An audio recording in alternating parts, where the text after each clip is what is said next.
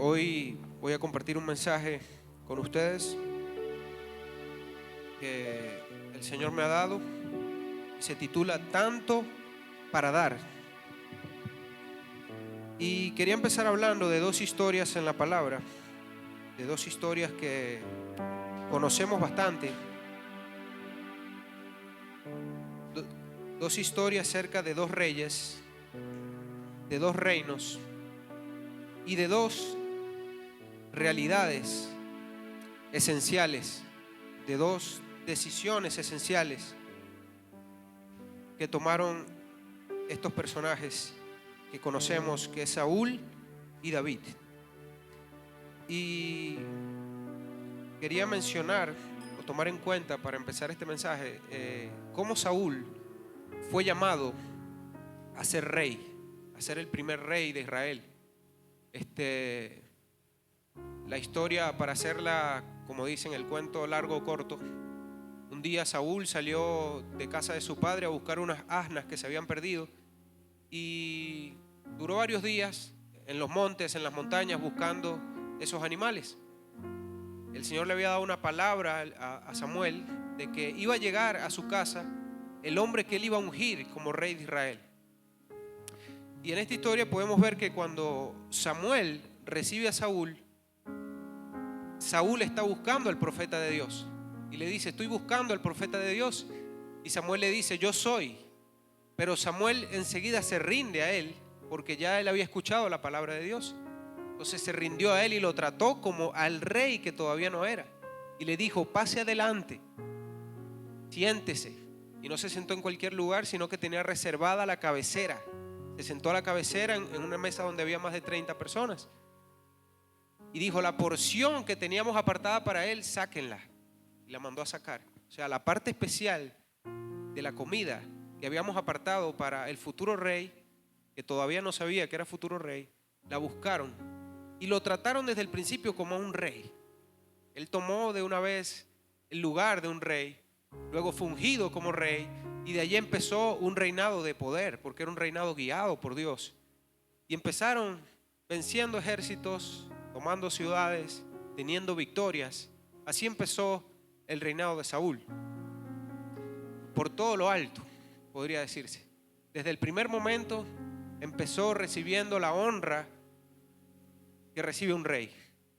Desde el primer momento empezó ese camino, como a veces muchos de nosotros quisiéramos empezar la vida, triunfantes. Como a veces muchos de nosotros quisiéramos empezar nuestros proyectos ya bendecidos, ya como establecidos.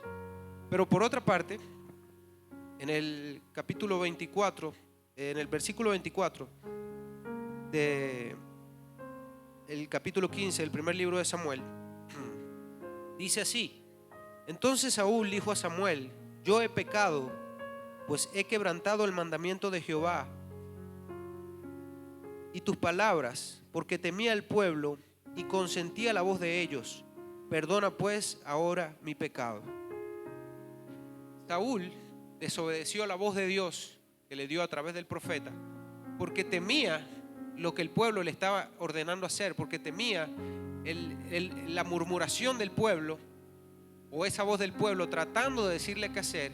Y como Saúl creía, en mi parecer, que el pueblo era el que lo sostenía, Saúl creía que el pueblo era el que lo tenía como rey, Saúl creía que el pueblo era el que lo mantenía en esa posición de rey.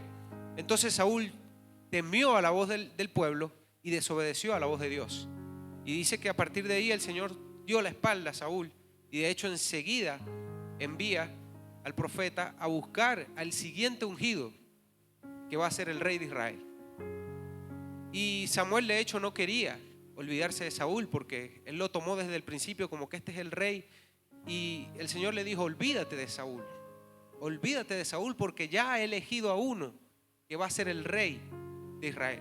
Entonces Samuel emprende un viaje a escondidas del rey, porque si se enteraba que iba a ungir a otro por rey, porque ya se le había subido el poder un poco a la cabeza, como suele pasar en muchas ocasiones, ¿no? Y vemos en la historia cuando Samuel unge a David, Yo creo que la mayoría lo conocemos, pero voy a parafrasearla para ir al tema. Llega el profeta Samuel a la casa del padre de David y está buscando a uno de sus hijos para ungirlo por rey. Él entra y cuando ve al más alto, al más fornido, así como al principio fue Saúl, que era grande como ninguno, era hermoso como ninguno, cuando el profeta lo vio dijo: este es el hombre de Dios. Pero el Señor de una vez le dijo: no, a ese no es el que he elegido, porque tú estás guiándote por su apariencia, pero yo no veo la apariencia, yo veo el corazón. Entonces llega aquel joven lleno de barro, lleno de estiércol, sucio, que estaba cuidando las ovejas porque lo mandaron a llamar. Y cuando el profeta lo ve, la voz del Señor le dice: este es el que vas a ungir por rey. Pero qué diferente la historia de David a la historia de Saúl, porque David fue todo lo contrario. A él lo ungen como rey, pero básicamente le dijeron: bueno, ya usted es el rey, vaya a seguir cuidando las ovejas. Tuvo que seguir su vida de pastor, pero lo mejor es que David lo hizo con humildad y con todo el corazón, y lo seguía haciendo con amor. Y más adelante vemos que David, en la historia muy conocida, David contra Goliat, David, con el corazón que tenía, que era un corazón valiente, un corazón lleno de ese deseo de proteger el nombre de Israel en nombre de Jehová, porque él sabía quién era su Dios. Y la mente de David siempre estaba en obedecer a Jehová y mostrar el poder de Jehová a toda la tierra. Era como su mentalidad: con nosotros nadie se puede venir a meter. Y en la historia, cuando está en Primera de Samuel, capítulo 17, dice que David iba y venía hacia el ejército a llevar comida a sus hermanos, y en una ocasión, cuidando las ovejas, el padre lo envió al ejército. Y fíjese que los hermanos mayores de David tenían el honor de estar en el ejército, porque eso era lo que David deseaba en su corazón. Y por eso su papá, como que con mucho cuidado, vaya y viene.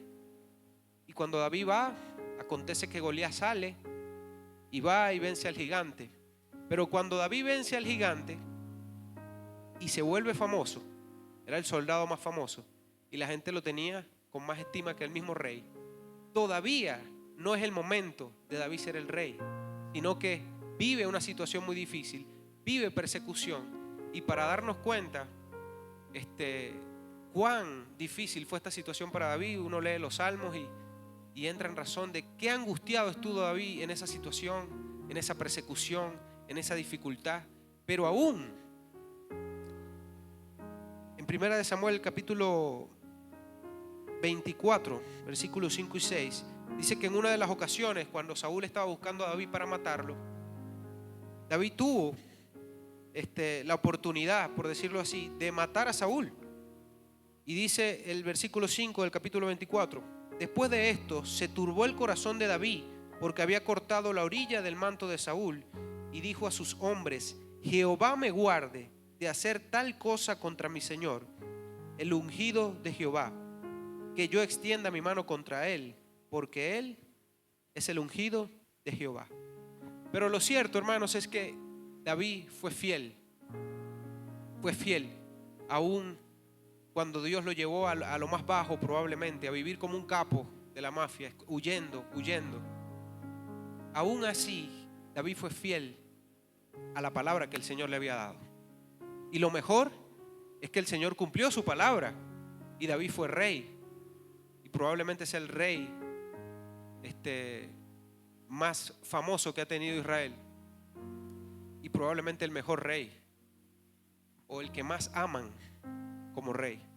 Entonces el Señor cumplió su palabra y David se convirtió en ese símbolo que es hoy en día, que es ese ejemplo de lo que es un corazón agradable a Dios. Porque cuando David pudo perderlo todo, o perder su fama, o perder su reinado, y a Dios, siempre decidió quedarse con el Señor, siempre decidió: no se aparte de mí tu Santo Espíritu, lo demás no importa, porque tú eres quien me ha dado. Y este principio de ser fiel en lo poco nos los enseña el Señor Jesús en Mateo capítulo 25, versículo 14. Pueda buscar en su Biblia.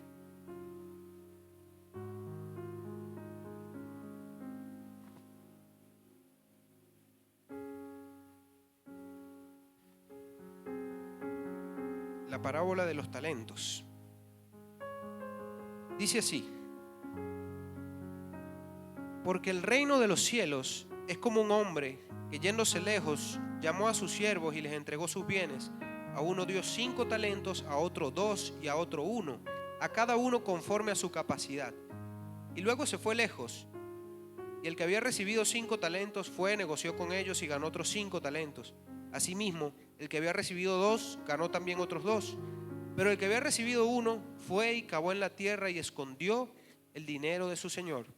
Después de mucho tiempo vino el señor de aquellos siervos y arregló cuentas con ellos. Y llegando al que había recibido 5 talentos, trajo otros 5 talentos, diciendo: Señor, 5 talentos me entregaste, aquí tienes, he ganado otros 5 talentos sobre ellos.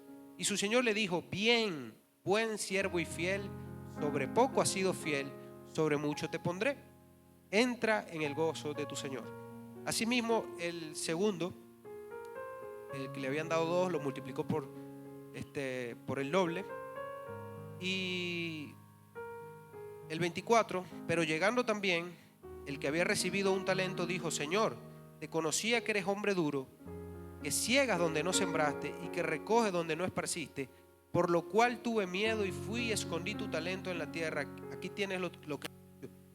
Respondiendo su señor le dijo: siervo malo y negligente, sabías que ciego donde no sembré y que recojo donde no esparcí, por tanto debías haber dado mi dinero a los banqueros, y al venir yo hubiera recibido lo que es mío con los intereses. Amén. ¿Quién es ese siervo que recibe 1 talento y lo esconde? ¿Quién cree usted que es? Yo creo que ese siervo, y fíjese la contradicción del siervo, dice: yo sé que tú eres un hombre severo, que donde no sembraste igual recoges, pero tuve miedo y sembré mi talento. Para mí ese hombre de 1 talento soy yo cuando digo: cuando Dios me bendiga, yo voy a bendecir a otro. Cuando Dios me dé, yo voy a poder tener la oportunidad de darle a otro. Cuando Dios me prospere, yo voy a poder darle a los pobres. Cuando Dios me dé una empresa grande, entonces yo voy a poder ser un buen jefe. Yo creo que ese somos nosotros cuando tomamos esta actitud de esperar que Dios nos dé algo grande para poder nosotros bendecir a otros. Y es una contradicción total, como el mismo siervo lo dice en la parábola: yo sé que donde tú no siembras, igual recoges. Entonces ahí es donde nosotros tomamos esto como cristianos y decimos: Dios nos ha dado algo, porque al que menos le ha dado, por lo menos 1 talento le ha dado. Dios me ha dado algo a mí, y por pequeño que sea, en manos de Él es poderoso.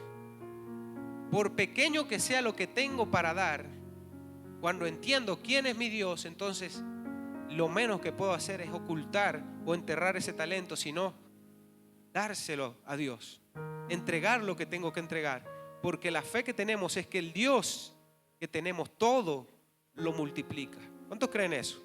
Amén.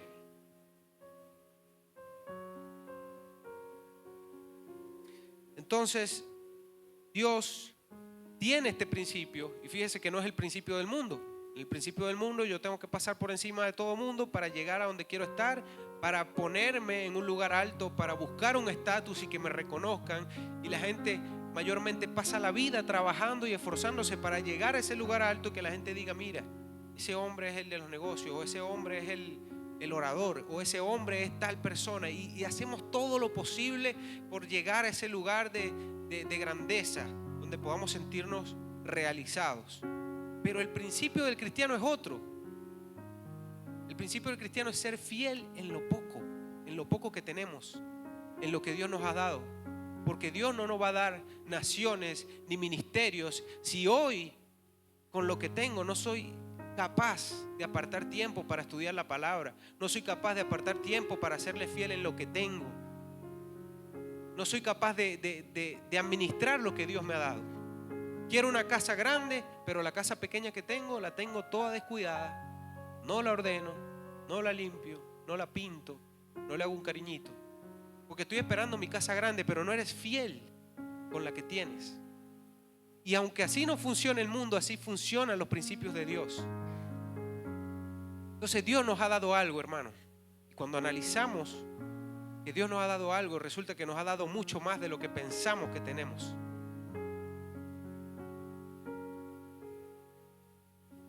Primera de Pedro, capítulo 5, versículo 6.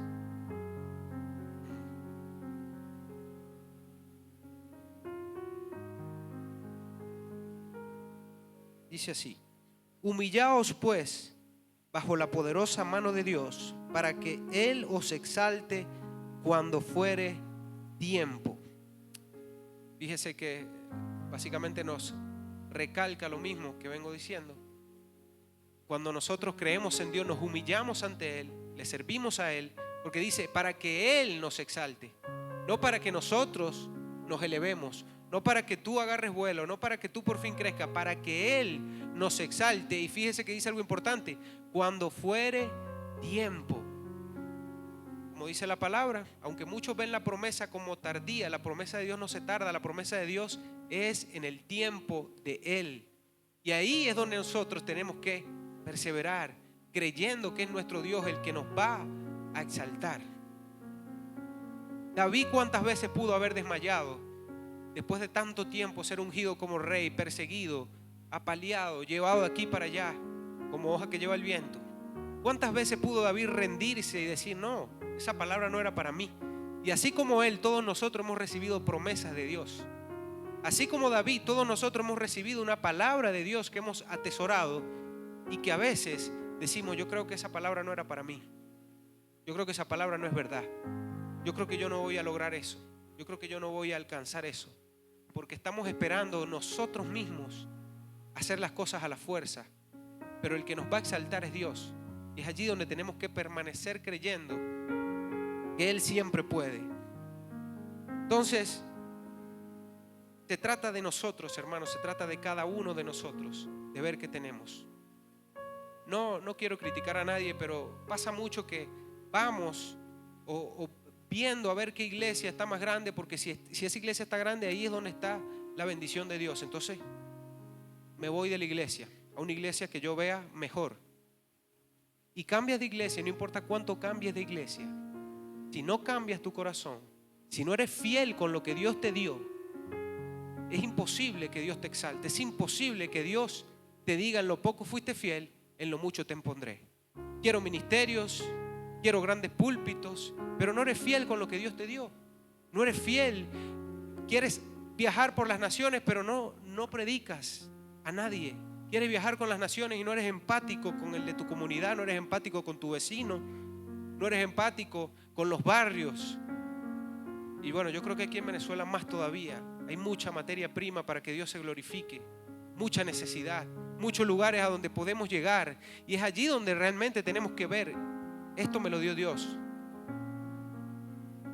Tengo que usarlo, tengo que darlo, porque el que va a multiplicar es Dios. El que va a hacer todo lo que nosotros no podemos es Él. Y es importante entender, hermano, que no es un principio del mundo, porque suena ilógico. Bueno, no se trata de conformarte, se trata de ser fiel con lo que Dios te dio, de ser ordenado con lo que Dios te dio, de poder administrar lo poco que Dios te ha dado, porque si quieres administrar algo grande y no puedes con lo poco que tienes, Dios no te va a dar eso grande, porque así son los principios de nuestro Dios. Y no se trata de qué tan grande puede ser mi obra, no se trata de qué tan grande o qué tan notoria pueda ser la acción que yo haga por otros o la acción que yo haga en Dios. Si predico y lleno un estadio o si salgo por la calle con un megáfono, no se trata de eso. Al contrario, mientras más en silencio, mientras más personal sea lo que tú hagas, es más agradable para Dios. Es allí donde realmente está el poder. Y fíjese que cuando vemos a Jesús, el que pueda buscar Isaías capítulo 42, estas son unas características que dio el profeta Isaías acerca de Jesús. Es como una manera de resumirlo, que no se puede, pero al menos para entender a nuestro Jesús. Dice así, en el nombre de Jesús: he aquí mi siervo, yo le sostendré, mi escogido, en quien mi alma tiene contentamiento. he puesto sobre él mi espíritu, él traerá justicia a las naciones. No gritará ni alzará su voz, ni la hará oír en las calles. Esta característica de Jesús era que él no quería hacer show, que él no quería que la gente se fijara en él de manera escandalosa, como que mira, sino que él, fíjense que cuando Jesús habla de que la mies es poca, la palabra dice que él iba de ciudad en ciudad. O sea, el Señor se metió en cada barrio, se metió en cada comunidad, fue, y a donde llegó sanó, a donde llegó restauró, a donde llegó resucitó, porque eso es lo que hace Jesús. No para que la gente me vea, sino donde yo pueda estar, donde esté a mi alcance, yo suelto la palabra y la palabra va a bendecir. Donde yo esté, doy la palabra y es Jesús el que va a obrar. Porque nosotros, nos dice la palabra, sigamos el ejemplo de Jesús. Entonces, la intención nuestra no puede ser que nos vean, ni que se note lo que estamos haciendo para lo que piense el pueblo, lo que diga el pueblo. Sino al contrario, que podamos cambiar una vida, que podamos transformar una vida, donde sea que sea, por pequeño que parezca, el que se va a glorificar y el que va a hacer que eso sea notorio es Dios, no nosotros. El versículo 3 dice: no quebrará la caña cascada, ni apagará el pabilo que humeare. Por medio de la verdad traerá justicia. Cuando dice que no quebrará la caña cascada, es que Jesús no vino a quebrantar al que estaba quebrantado, ni al que estaba débil, terminarlo de debilitar, sino a restaurar al que está débil, a sanar al enfermo, a traer esperanza al que no tiene esperanza.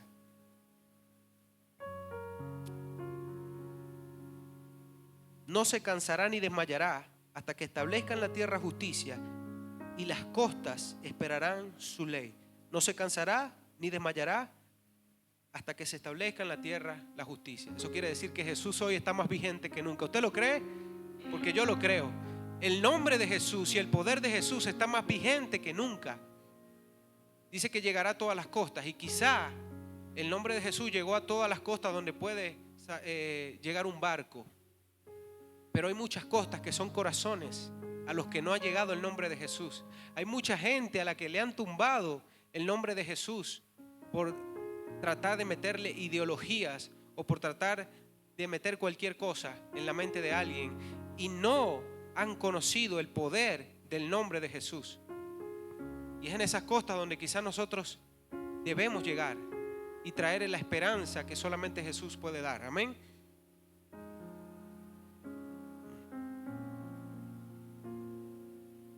El versículo 5 dice: así dice Jehová, Dios creador de los cielos y el que los despliega, el que los extiende, el que extiende la tierra y sus productos, el que da alimento al pueblo que mora sobre ella, y espíritu a los que por ella andan. Yo, Jehová, te he llamado en justicia y te sostendré por la mano, te guardaré y te pondré por pacto al pueblo, por luz a las naciones, para que abras los ojos de los ciegos, para que saques de la cárcel a los presos y de casa de prisión a los que moran en tinieblas. Amén. El Señor vino a traer luz. Y si tú tienes dudas de que Dios te ha dado algo para dar, hay algo que vale más que 1.000.000 de talentos y se llama Jesús. Hay algo que vale más que cualquier cosa que te puedas imaginar que tiene, y se llama Jesús. Yo no sé para quién debería ser esta palabra, ¿no? Pero no sé por qué hace días leí Mateo 8:28. Si puede lo buscamos en la palabra para leerlo ahora. Y acerca de los endemoniados gadarenos, dice la palabra que ellos salieron al encuentro de Jesús. Y la primera vez que lo leí me sorprendió que decían los demonios: yo te conozco, tú eres Jesús, el Hijo de Dios.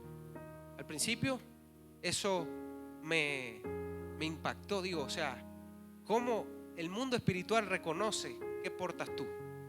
El mundo espiritual reconoce que tú cargas ese Jesús que todo lo puede. Dice así, que cuando llegaron, clamaron diciendo: ¿qué tienes con nosotros, Jesús, Hijo de Dios? Pero leyéndolo en estos días, leo esta palabra: ¿has venido acá para atormentarnos antes de tiempo? Entonces yo pensaba, los demonios, que son los que se encargan de atormentar las vidas, de atormentar las personas, de decirte mentiras, de tratar de que vivas engañado, de que vivas preso, de que vivas bajo depresión, de que vivas bajo situaciones que no te pertenecen, se atormentan cuando llega Jesús. Y le dicen: ¿has venido a atormentarnos antes de tiempo? Y qué poderoso eso, que queramos hoy en muchas iglesias ver normal la depresión, ver normal situaciones que son netamente espirituales. No puede ser normal si tenemos el nombre de Jesús. No puede ser normal. Escuchaba una analogía que hacía un pastor hace días y él decía: nos parecemos mucho a los animales y a diferencia de que somos espíritu, hacemos lo mismo. Comemos, dormimos, hacemos nuestras necesidades y más o menos va por allí la cosa. Pero él dice: yo nunca he visto un animal tratando de quitarse la vida. Nunca he visto un animal yendo en contra de su propia naturaleza. Nunca he visto un animal tratando de saltar de un puente, porque nosotros somos espíritu y si le abrimos la puerta al lado equivocado, entonces vamos a estar bajo presión de Satanás. Porque si algo es real es que el diablo anda como león rugiente buscando a quien devorar. Y si abrimos la puerta de nuestro espíritu, seguramente que algo va a entrar a morar allí. Y cada vez estaba leyendo acerca de eso y leí, por ejemplo, la historia de una famosa escritora que se llama Emily Wolf. Y dice que ella se metió en un río con unas piedras y se ahogó, pero dejó una nota, y en la nota decía a su esposo que ella no soportaba las voces, que no la dejaban quieta, que no dejaban de atormentarle esas voces, que en muchas ocasiones son: quítate la vida. Y eso, hermano, no es normal. Eso no es algo de mente, es algo de espíritu. Y la única manera de atormentar todo lo que te quiera atormentar es poniendo a Jesús delante, poniendo a Jesús presente, porque el único que puede trastornar lo que vino a trastornarte, que puede atormentar lo que vino a atormentarte, se llama Jesús, porque es nombre sobre todo nombre, dice la palabra. No es normal una situación en la que nuestro espíritu está oprimido totalmente. Lo que pasa es que no hemos dejado entrar a Jesús. No hemos dejado que la palabra nos transforme, que la palabra nos redima, que la palabra se lleve toda carga, toda opresión. Porque a veces nos cargamos de cosas que no nos pertenecen y cuando venimos aquí entendemos que eso no es de nosotros. Necesitamos compartir ese Jesús que tenemos, porque ciertamente nosotros tenemos a ese Jesús y conocemos a ese Jesús, pero hay mucha gente que no. Hay mucha gente que no lo conoce. Hay mucha gente que no sabe que toda esa tormenta necesita que venga Jesús a calmarla. Que todos esos problemas que ha estado tratando de llevar o de cargar con el psicólogo, con el terapeuta, solamente Jesús lo puede sanar. Y necesitamos hablar de ese Jesús.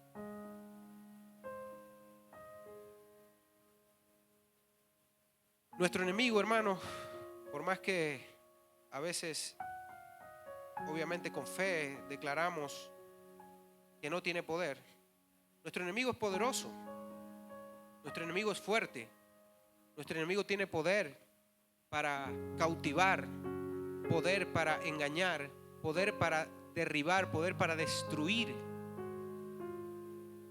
Por eso la mayoría del mundo está bajo ese poder. La mayoría del mundo está bajo esa autoridad, que no es nada buena, nada positiva. Pero lo cierto es que tenemos que entender que nuestro enemigo sí tiene poder. Voy a leer el Salmo capítulo 18, versículo 17.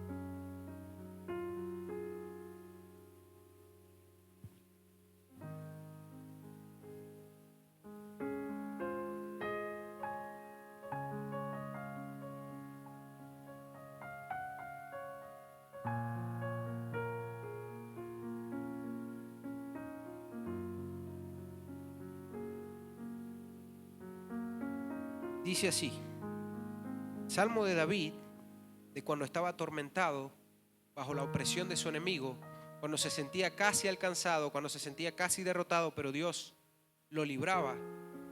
Y dice: me libró de mi poderoso enemigo y de los que me aborrecían, pues eran más fuertes que yo. El enemigo ciertamente es más fuerte que tú y es más fuerte que yo, pero no es más fuerte que Jesús, no es más fuerte que nuestro Dios.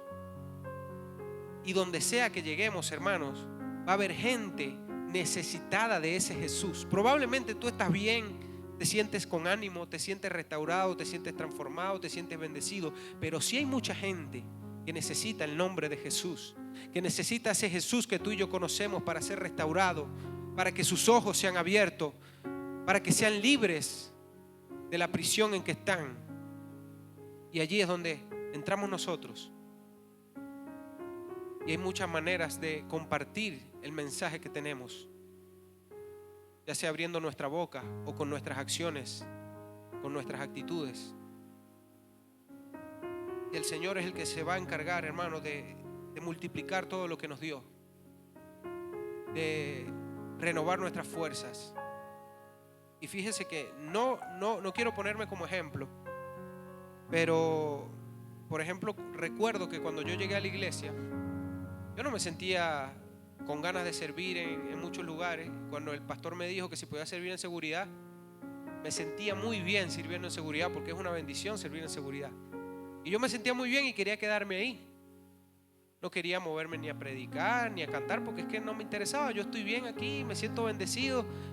Pero me dijeron: mira, puedes compartir una palabra. Y yo, bueno, yo tengo la palabra de Dios, y si la palabra es la que tiene poder, no yo, puedo compartir una palabra. Entonces terminé cantando en el coro, predicando, cuando necesita seguridad a veces también. Lo cierto es que el que me ha llevado allí es Dios. No es que yo tenga 1000 capacidades, sino que cuando servía en seguridad servía alegre, feliz, porque lo estaba haciendo para Dios. Pero ¿sabe de qué me he dado cuenta? De lo mucho que me falta por hacer para poder dar de lo que tengo, de todo lo que tengo, a quien lo necesita. Porque cada vez que el Señor va trabajando en tu vida, más te das cuenta de todo lo que te falta para servir a tu Dios, para ser ese buen siervo fiel. Porque tenemos tanto y aún así nos quejamos y aún así vivimos pensando en lo que no tenemos, pero tenemos tanto para darle a alguien, hermano, que usted no se imagina lo que puede causar en una vida un gesto de amor. Ponga por prueba al Señor, ponga por prueba las promesas que Dios nos ha dado, y así sea, hermano, con un par de zapatos que usted no use, regálelos para que usted vea que Dios es fiel, que Dios es real, que Dios es poderoso, y que si lo que tenemos lo ponemos a su disposición, Él es el que se va a encargar de darnos más. Y no solamente de exaltarnos, sino cuando fuere tiempo, no antes, no apresuradamente, sino en el momento exacto, cuando ponemos nuestra disposición para servirlo, y cuando nos vamos dando cuenta de que tenemos mucho para dar, que tenemos mucho para compartir. Un pan con jugo puede transformar la vida de alguien. Una cosa mínima que para uno no significa nada, y precisamente por eso te vas dando cuenta de todo lo que Dios te ha dado para dar. Dios es el que te va llevando ahí, darte cuenta que tienes mucho para dar, porque Dios es el que va a multiplicar y el que va a hacer que esa obra hable por ti. Entonces no tengo que decirle a la gente: no, yo soy cristiano porque es que yo voy para la iglesia, sino que lo que yo haga o lo que la gente vea que es de Dios es lo que realmente tiene que hablar por mí, es lo que realmente tiene que notarse, y el que va a hacer que se note es el Señor, no tú. Lamentablemente, lo que nos lleva a la cultura es tratar de hacernos famosos apresuradamente y pegar ese brinco, ese salto, ese golpe de suerte y llegar a lo alto repentinamente. Pero en el principio de Dios, hoy, hermano, yo te pido que hagas este ejercicio y veas qué tienes. ¿Qué tienes? Haz un arqueo de todas las cosas que te ha dado Dios y tómalas y di, ¿qué tienes? ¿Qué te ha dado Dios? ¿Qué te ha dado Dios para que se lo des a Él? ¿Qué te ha dado Dios? ¿Con qué te ha bendecido Dios? Y te vas a dar cuenta, y no tengo ninguna duda, que tienes mucho para dar y que el lugar correcto para darlo es en Dios, es en Jesús, es dar amor a mi hermano, dar amor a mi prójimo, porque es así como Dios se va a glorificar. ¿Cuántos lo creen? Padre eterno, gracias por esta palabra, Señor. Estamos en tus manos, Jesús. Solo tú, Señor, tienes autoridad en nuestra vida. Solo tú tienes autoridad en nuestro corazón, en nuestra mente, y te pedimos que todo lo que somos, Señor, esté a tus pies. Que todo lo que somos, Señor, sea para ti, y que nos ayudes a ver todo lo que tenemos para dar. Que nos ayudes a entender que tu amor es el que nos va a dar lo que necesitamos, el que va a proveer todas las cosas, el que va a multiplicar lo que tú sabes que necesitamos. Ayúdanos a entender, Señor, tus principios y tus promesas y tu palabra, Padre. Danos sabiduría todos los días por medio de tu Espíritu Santo, para que podamos, Señor, un día llegar a tu presencia y que nos digas: buen siervo fiel, en lo poco fuiste fiel, en lo mucho te pondré, entra al gozo de tu Señor. Esa es mi esperanza, Jesús, y te pido que me ayudes a serte fiel, amado Dios. Hoy estamos en tus manos, Señor. Renueva corazones, restaura a quien tengas que restaurar, haz libre a quien tengas que hacer libre, Jesús, porque solo tu nombre tiene poder para transformar, para renovar, para resucitar, para sanar, para libertar. Solo tú, Jesús, tienes autoridad sobre toda potestad y principado. Es tu nombre sobre todo nombre, Señor. Hoy te adoramos y te exaltamos. Amén.